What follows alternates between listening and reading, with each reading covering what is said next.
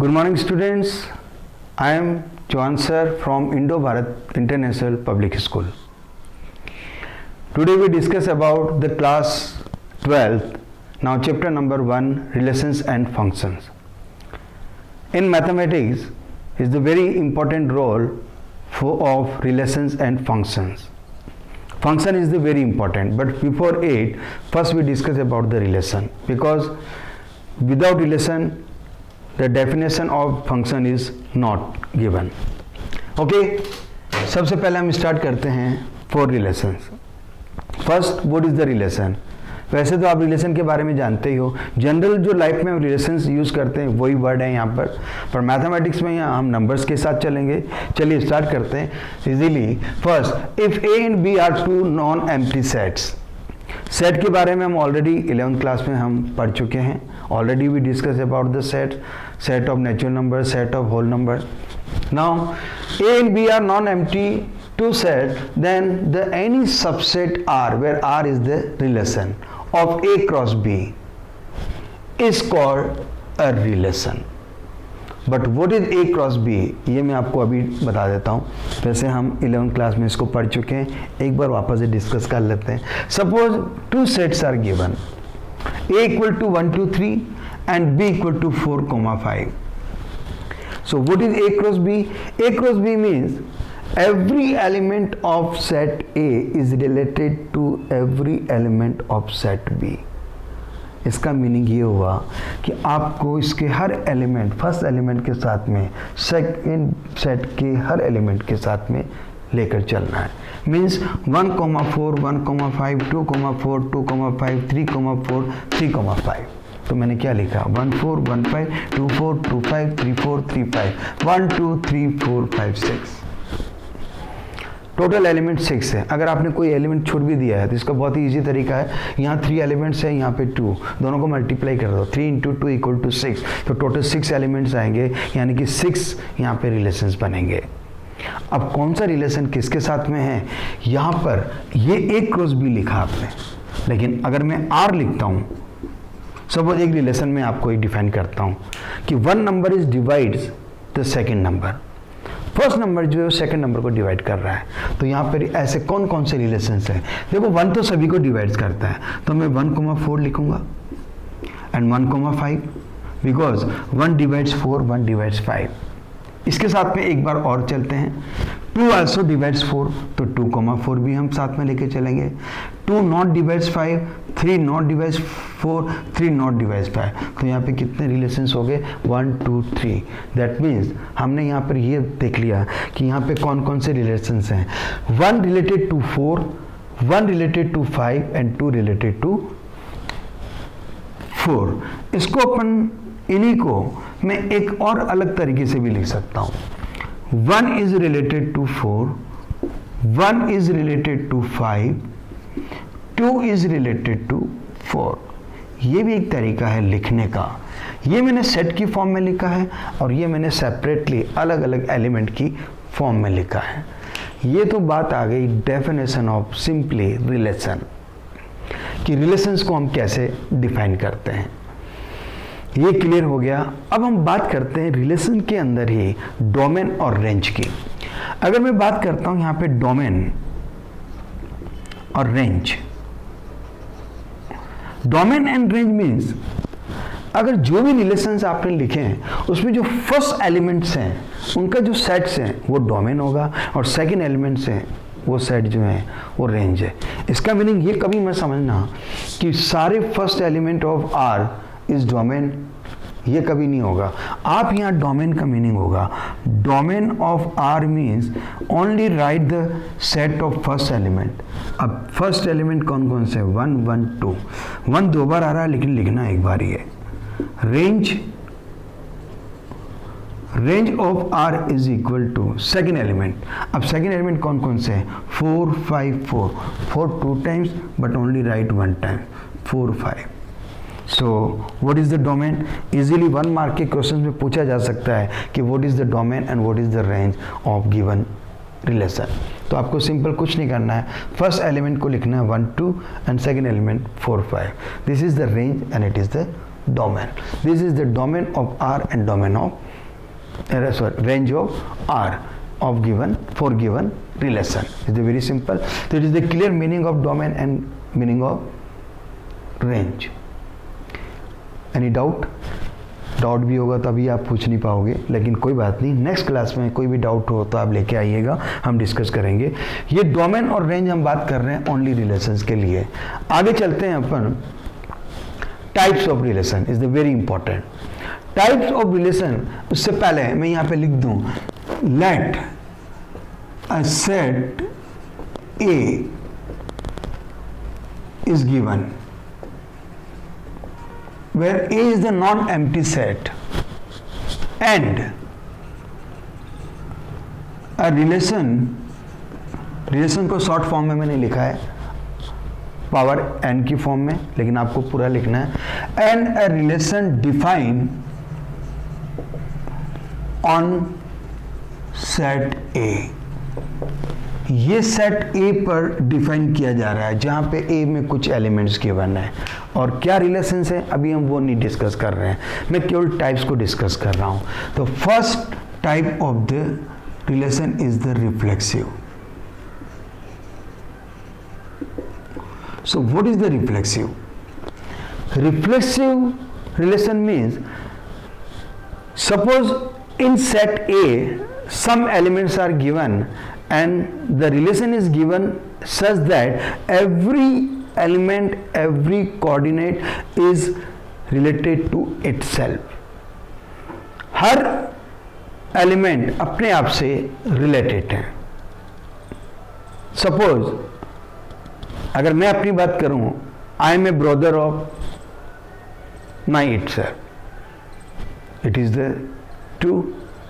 Suppose every line is the parallel to itself. हर एक line अपने आप के पैरेलल होती है. अगर मैं अब बात करता हूँ आपके को, सर ये कैसे पैरेलल होगी? सिंपल, एक लाइन है, इट इज द लाइन. क्या ये लाइन अपने आप के पैरेलल नहीं होगी?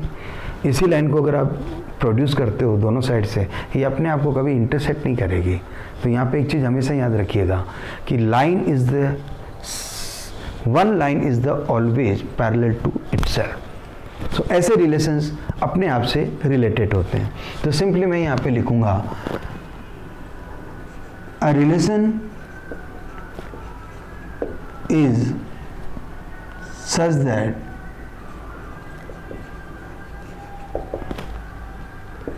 every element is related to itself.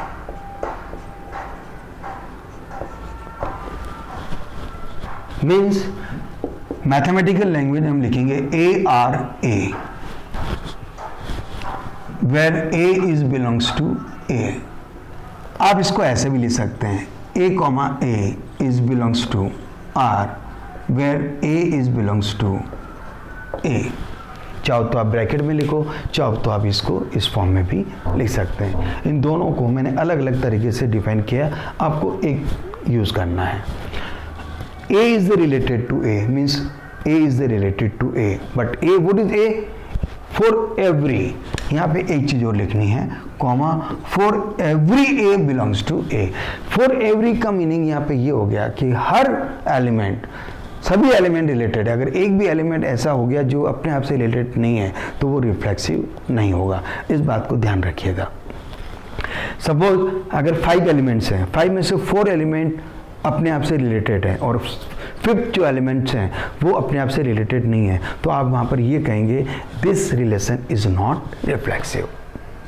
इसलिए मैंने यहाँ पे ये फॉर एवरी का सिंबल यूज़ किया है. This symbol is called for every. ये आप लोग ऑलरेडी जानते हो क्योंकि हम 11th क्लास में डिस्कस कर चुके हैं. Second relation symmetric.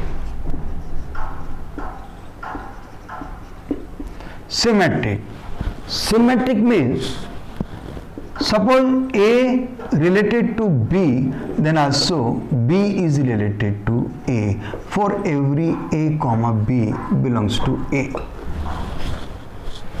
इसी को हम सेकेंड फॉर्म में A comma B then B comma A. for every AB belongs to A. A is related to B, then B is also related to A.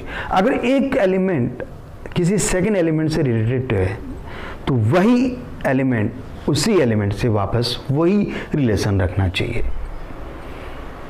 For example, one line, this line is the perpendicular of this line, so also this line is the perpendicular of this. अगर ये line इसके perpendicular है तो ये line also इसके perpendicular है, दोनों एक दूसरे के परपेंडिकुलर है. सपोज ये A और ये B है, A is related to B and B is also related to A. ये आपको क्लियर हो गया? दोनों एक दूसरे के परपेंडिकुलर हैं तो हम कह सकते हैं ये सिमेट्रिक है, अदरवाइज ये सिमेट्रिक नहीं होगा. लेकिन ये किसके लिए होना चाहिए? फॉर एवरी एलिमेंट्स के लिए. यहाँ पर सेट ए में जितने भी एलिमेंट्स हैं उन सभी एलिमेंट्स के लिए ये लागू होना चाहिए. अगर एक के लिए भी नहीं हुआ तो वो सिमेट्रिक नहीं होगा. ये मैंने आपको पहले से ही डिफाइन कर दिया. टोटल 3 टाइप्स के रिलेशंस हम यूज करेंगे. Third type, transitive. Transitive relation, what is transitive? यहां हम 3 एलिमेंट्स ले रहे हैं, A B C belongs to A, such that A related to B and ये and है and B is related to A. ये आपको गिवन है. सपोज गिवन है A is B से रिलेटेड है और B C से रिलेटेड है. C एक अलग एलिमेंट है. ए का जो रिलेशन बी से है और बी का रिलेशन जो सी से है वही रिलेशन ए का सी से होना चाहिए. A related to C.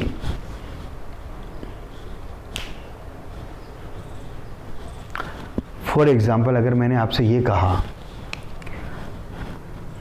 Greater than, relation आपको गिवन है, the relation is given greater than. For example, suppose ये नेचुरल नंबर्स हैं. 2 is greater than 4 and 4 is greater than 8. Example से आपको समझ में आ जाएगा. अगर 2 4 से 4 is greater then 2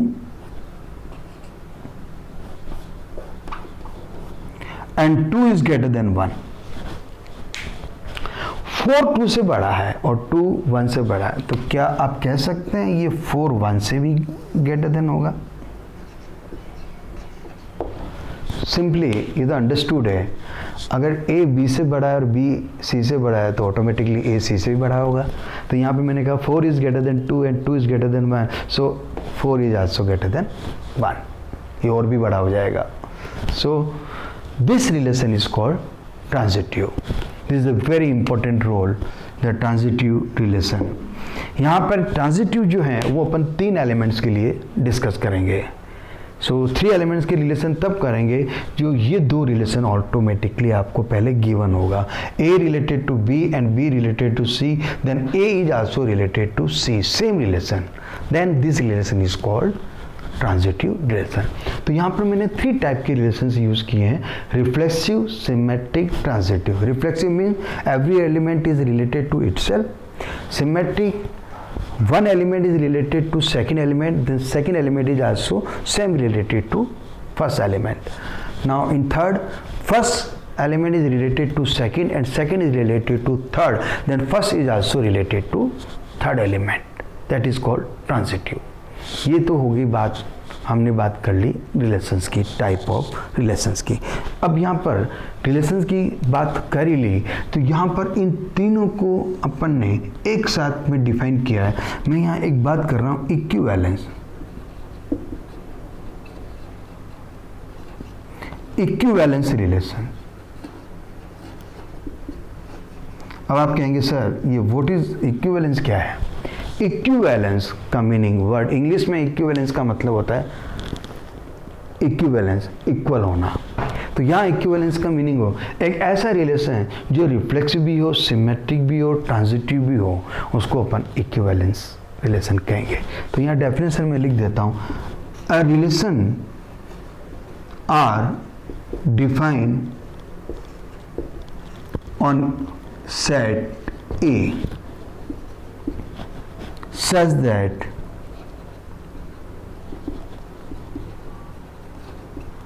it is reflexive, symmetric,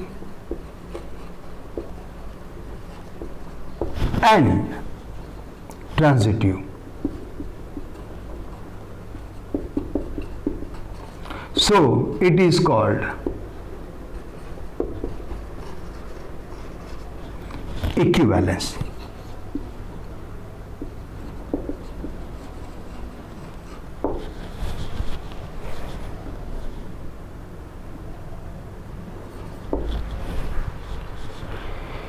So it is the definition of equivalence relation. Any relation such that the relation is given on set A such that it is the reflexive, symmetric and transitive. So such a relation is called equivalence. Otherwise is called equivalence relation. आज मैंने जो बात की है वो simply मैंने relations को define किया है. एक तो डेफिनेशन ऑफ रिलेशन और सेकंड टाइप्स ऑफ रिलेशंस. आज आप यहाँ तक पढ़िए क्योंकि नेक्स्ट में जो पढ़ाने जाऊँगा आपको फिर हम करेंगे क्वेश्चंस. जो एक्सरसाइज में कुछ क्वेश्चंस हैं, कुछ एग्जांपल्स में हैं. अभी मैं कुछ क्वेश्चंस आपको सॉल्व करूँगा. अभी मैंने क्वेश्चन डिस्कस बिल्कुल नहीं किए क्योंकि क्वेश्चन अगर डिस्कस करूँगा अभी तो आपके लिए थोड़ा सा बर्डन हो जाएगा. तो अभी मैं इस क्लास को यहीं पे ऑफ करूँगा. अभी आप यहाँ तक थोड़ा सा इसको डिस्कस करो, पहले समझो meaning of relation and meaning of types of relation and equivalence relation. उसके बाद में अपन डिस्कस करते हैं कि कुछ एग्जांपल्स के बारे में. अभी भी इस क्लास को यहीं पे ऑफ करता हूँ. Thank you.